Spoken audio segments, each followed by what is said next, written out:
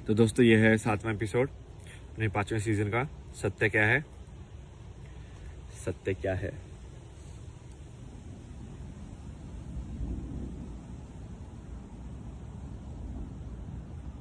देखो सत्य क्या है, इसका जवाब तो एक्चुअली कोई नहीं दे सकता है, क्योंकि इसका जवाब शब्दों में हो ही नहीं सकता है। ये ऐसी चीज है ना जो शब्द में यदि आ गई होती ना आज तक, तो ये इसके फिर ये इसका मतलब इलोन मस्क के पास सबसे ज्यादा होती है, क्योंकि शब्द में जो चीज आ जाती है वो बिकाऊ हो जाती है। फिर एक कुछ न कुछ उसका कीमत लगी जाती है कभी ना कभी। शब्द के अंदर जो भी आपका रिश्ता आ जाता है, शब्द के अंदर जो भी आपकी पहचान आ जाती है, शब्द के अंदर जो भी आपकी क्वालिफिकेशंस आ जाती है, शब्द के अंदर जो आपकी सुंदरता आ जाती है, शब्द के अंदर जो आपका शांति आ जाती है, तो वो गई, फिर वो शांति नहीं है, बिकाऊ है। फिर तो बस कीमत है, कितनी कीमत लगाओगे तुम। और आज के टाइम पे I think most of the लोग ऐसे ही हैं। लाइक लड़कियां भी आई थिंक जब लड़का ढूंढती होंगी तो वो यही ढूंढते होंगे कि पैसे वाला होना चाहिए। तो उनको भी मतलब नहीं है, उनको भी सिर्फ पैसे से मतलब है। मतलब खरीदा जा सकता है उनको ना, समझ रहे हो कि अब एक इंसान इस लाइक वो पैसे से कमा लिया है, तो अब उसको बहुत ऐसी सुंदर वैसे वाली लड़की मिल जाएगी, क्योंकि वो उसको खरीद लेगा, उसके पास पैसा है। तो इनडायरेक्टली वो अपनी सच से, अपने आप से थोड़ी ना वो शादी कर रही है। वो लड़की उसके पैसे से शादी कर रही है और वो उसको खरीद रहा है। बेसिकली वो उसको ऑब्जेक्ट मानेगा पूरे टाइम। अब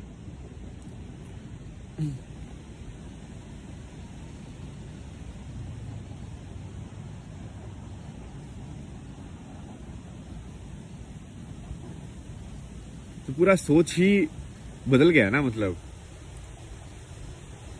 एक रिश्ता जो है, स्पेशली जो ये जो बोला गया है सीताराम या कृष्ण, राधा कृष्ण और ये सब का, उनका रिश्ता क्या है? उनका रिश्ता ये थोड़ी है कि उसके पास पैसा है। उनका रिश्ता ये थोड़ी है कि भाई वो उसको क्या, तुमको क्या मिल जाएगा, क्या सेफ्टी मिल जाएगी, तुमको घर चाहिए, तुमको शॉपिंग कराएगा कि नहीं कराएगा। यही है क्या? मतलब कब शॉपिंग करा दी भाई, क्या करा दिया भाई।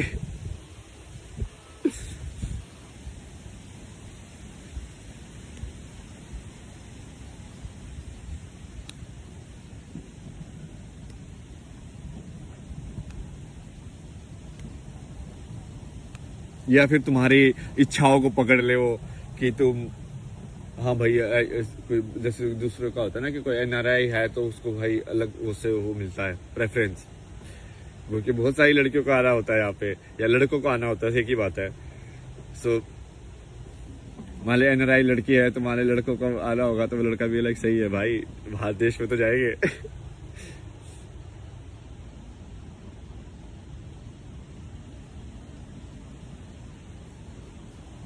उसमें दिखाया था ना वो एनआरआई लड़का था अपना, कौन सी थी कंगना रनौत वाली मूवी।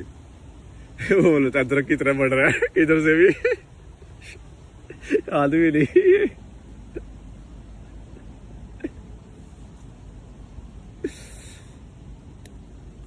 चलो सीरियस बातें करते हैं। आज आपको थोड़ा कुछ सिखाना है। तो एक टर्म होती है इंग्लिश के अंदर कि जनरेशनल पैटर्न्स, ठीक है।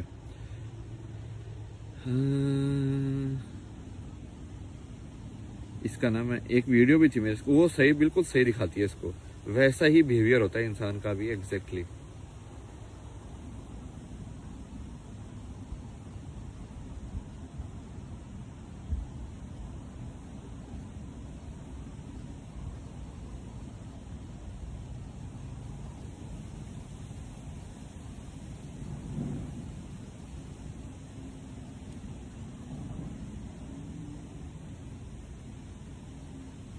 तो ना पहले ये देखो ये वाला, ठीक है।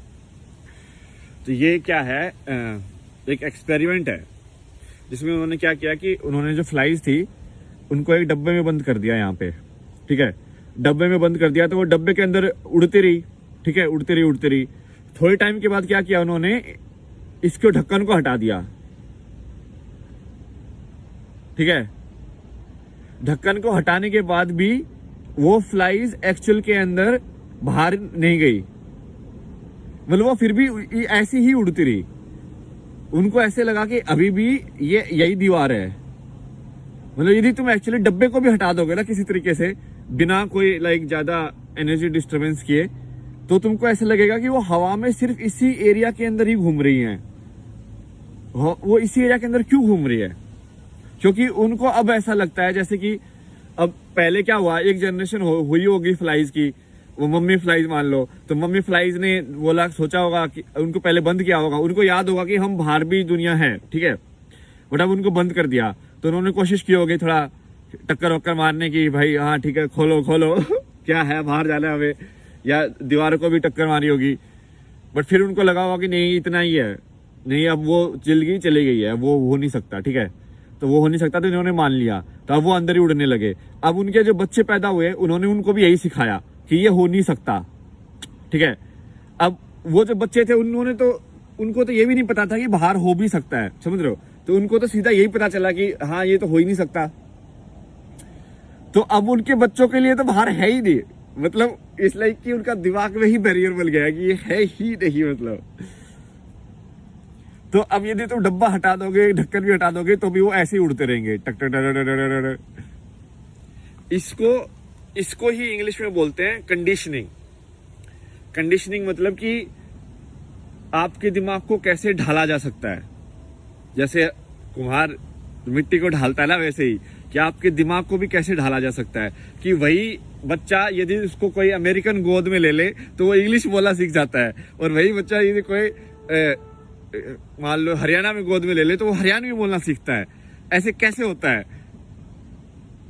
वो ढालना है, आप ढाल रहे हो उसको। जैसे आप उसको ढालोगे तो वो ढालना सिर्फ भाषा का नहीं होता है कि वो भाषा सीख रहा है, वो आपके बाकी चीजें भी सीख रहा है, वो आपका एनर्जी भी एब्जॉर्व कर रहा है, आपकी ऊर्जा भी देख रहा है। वो यदि बच्चे के आसपास इसलिए तो बोलते हैं कि अच्छी ऊर्जा बना के रखनी चाहिए, क्योंकि वो ऊर्जा देखता है, उसको आंखें तो नहीं है, उसके कान में इतना सुनने का उसको मतलब तो समझ में नहीं आता है, उसको तो सिर्फ वाइब्रेशन सुनाई दे रही है। तो यदि शोर शराबा या इस सब के बच्चा पैदा होगा तो वो उसके अंदर भी शोर शराबा ही होगा, मतलब उसकी एनर्जी भी वैसे ही घूम रही होगी ना भाई, उसको तो ऐसा लगेगा यही रियलिटी है। तो इसको बोलते हैं, और इसको साइकोलॉजी के अंदर आजकल एक टर्म आती है, साइकोलॉजी और स्पिरिचुअलिटी के बीच में, जनरेशनल पैटर्न्स ऑफ ट्रॉमा। कि जनरेशन पैटर्न्स ऑफ ट्रॉमा क्या होते हैं कि तुमको गुस्सा आता है जो कि तुम्हारे पापा को गुस्सा आता था, तुम्हारे पापा को इसलिए गुस्सा आता है जो कि उनकी मम्मी को गुस्सा आता था, उनकी मम्मी को गुस्सा इसलिए आता है क्योंकि उनके पापा को गुस्सा आता था। तो बेसिकली ये ट्रांसफर हो रहा है हर जनरेशन में गुस्सा। या ऐसे ही प्यार भी ट्रांसफर होगा कि जैसे ये तो देखा भी जा सकता है ना, तुम देखो ये पूरा जो जिनको एशियन कंट्रीज बोलते हैं, वैसे ये तो एशियन, अपन भी एशियन ही है, इंडिया भी, पता नहीं इंडिया को क्यों नहीं काउंट करते भाई, या तो इंडिया नहीं चाहता होगा, क्या पता, जो भी है। तो जैसे ये जो कंट्रीज हैं, कोरियन, जापानीज, यहाँ के लोग अभी भी बहुत ज्यादा पीसफुल है यार। मतलब तुम उनका रहन सहन देखना, मतलब एक छोटे से कमरे के अंदर एक बेड को ऐसे नीट एंड क्लीन इतना अच्छे से लगाएंगे, सारा सवाल भी ऐसे होगा। तुम देख नहीं रहे हो क्या उनके अंदर एक वो बुद्ध का अभी भी वो है, एक चीज, एक वाइब्रेशन है उनके अंदर, वो चलने का उनका स्टाइल बिल्कुल आराम आराम से। क्योंकि जब किसी कल्चर पे वो चीज पेनिट्रेट कर जाती है ना तो वो रह जाती है। जैसे इंडिया के अंदर ये सब वाइब्रेशन जो है ना पुराने, उनकी हैं अभी भी, शिव की, कृष्ण की वाइब्रेशन देखो अभी भी है, बहुत ज्यादा है कृष्ण की वाइब्रेशन। मतलब लोगों ने बहुत उल्लू बनाया, पैसे कमाने की कोशिश भी की है कृष्ण का नाम लेके, बट उसका सही में वाइब्रेशन, मतलब कि उसका कैरेक्टर जैसे बुद्ध का है, वो बुद्ध का कैरेक्टर ही तो है कि वो आराम से रहना है, ऐसे लाइक। जैसे तुम इनका मेडिटेशन की वीडियो देखता हो तो कितना आराम से बोलते हैं ये लोग, ऐसे बोलते हैं, हम आपके लिए बोलेंगे क्योंकि मैं बोल रहा हूं। मतलब ये क्योंकि क्या करते हैं ना, माइंडफुल अवेयरनेस रखते हैं, तो ये शब्द के बीच बीच में भी गैप दे दे के कि हाँ मैं ही बोल रहा हूँ, लाइक बीच बीच में वो मेडिटेशन कर रहे हो, मतलब ये समझ रहे हो, बोलने के साथ साथ।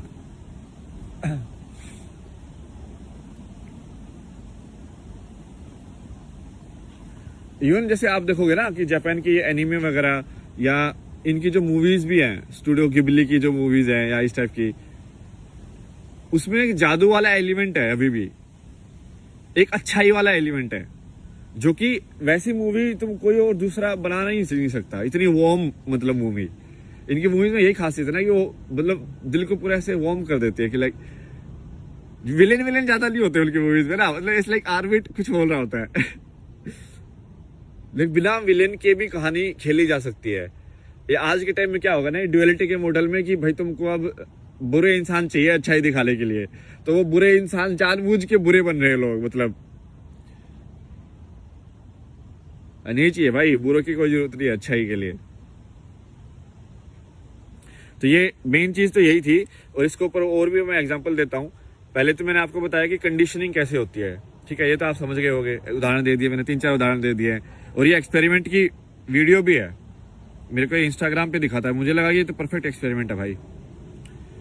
इंसान एक्चुअली में यही होता है, इंसान बस ये स्पेस के टर्म्स में हुआ इनका कि वो बाहर उड़ नहीं सकते, बट एक्चुअल में वो बाहर उड़ नहीं सकते, ये तो उनके दिमाग में बना है ना।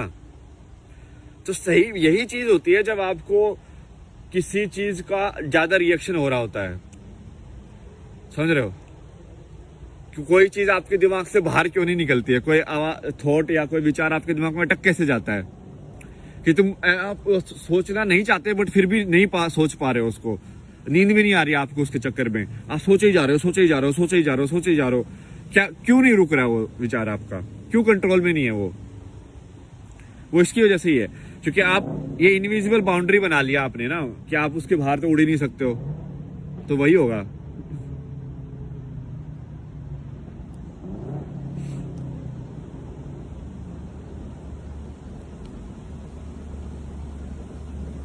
और ये थोड़ा एक्चुअल में ऐसा है नहीं, मतलब थोड़ा और डीपर है कॉन्सेप्ट, बट कर्म का कॉन्सेप्ट थोड़ा सा ऐसा ही है। कर्म का कॉन्सेप्ट है कि बेसिकली जैसे इनके जो फ्लाइज के बच्चे पैदा हुए, अब उनको वो उतनी ही नॉलेज मिली कि इसके बाहर नहीं जा सकते। अब सोचो कोई फ्लाई जो बाहर जाने की कोशिश कभी करेगा, हो सकता कोई पागल हो जाए फ्लाई, ठीक है कि ऐसे ही बाहर चला जाए, लाइक नहीं कोई उसको रोकेंगे उसके दोस्त लोग, लाइक भाई वहां मत जा भाई, बला किया है वहां पे बाहर नहीं जा सकते, नहीं टक्कर मार के तेरा ही सिर फूटेगा। वो बोला कि नहीं मेरे को फर्क नहीं पड़ता, और वो कोशिश कर लेता है, ठीक है, इनमें से एक मक्खी कोशिश कर लेती है कि भाई मैं तुक्का मार के देख लेता हूँ, और क्या पता वो बाहर चला जाए, तो दूसरे वाले क्या सोचेंगे, वो भैंस की टांगे तो गायब हो गया मतलब तुम फ्लाइज के पर्सपेक्टिव से देखो, ऐसे ही ना जिंदगी को यदि दूसरे के पर्सपेक्टिव से देखना सीखोगे ना, तब आपके अंदर ह्यूमिलिटी भी आएगी और समझ भी आएगी। जैसे कल है ना, मैं एक बड़ा सा कुत्ता था ना जो एक वीडियो में भी आया था, लाइक जो पहाड़ी कुत्ता होता है ना, अपने पहाड़ों में भी होता है, बहुत बड़ा सा, लाइक घना इतना मोटा फर होता है उसका, वो काला।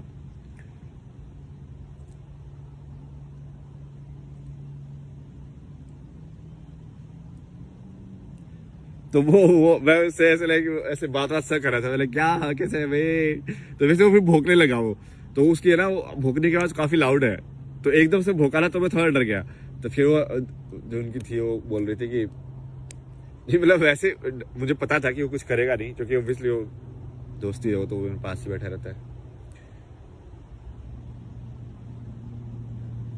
नहीं, ये रियलाइजेशन इस चीज का है कि हमने ना आवाज को उसका मतलब समझ लिया है। जैसे कोई लाउड वॉइस जरूरी नहीं है कि वो ईर्ष्या से भरी हो, या कोई आराम से बोल रहा है इसका मतलब जरूरी नहीं है कि वो आपके हित में बात कर रहा हो।